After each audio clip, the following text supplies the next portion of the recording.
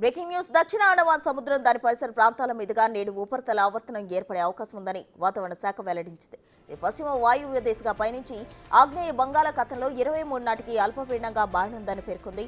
25 నాటికి మరింత బలపడి నైరుతి బంగాళాఖాతంలో వాయుగుండంగా మారుతుందని అధికారులు తెలిపారు. దీని ప్రభావంతో 25 నుంచి దక్షిణ కోస్తా రాయలసీమ జిల్లాల్లో వర్షాలు పడే అవకాశాలున్నాయని పేర్కొన్నారు.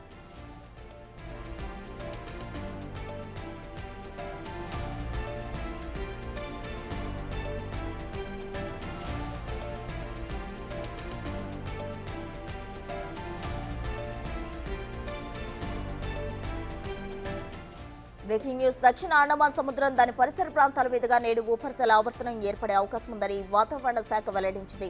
పశ్చిమ వాయువ్య దిశగా పయనించి ఆగ్నేయ బంగాళాఖాతంలో 23 నాటికి అల్పపీడనంగా మారనుందని పేర్కొంది. 25 నాటికి మరింత బలపడి నైరుతి బంగాళాఖాతంలో వాయుగుండంగా మారనుందని అధికారులు తెలిపారు. దీని ప్రభావంతో 25 నుంచి దక్షిణ కోస్తా రాయలసీమ జిల్లాలో భారీ వర్షాలు పడే అవకాశాలున్నాయని పేర్కొన్నారు.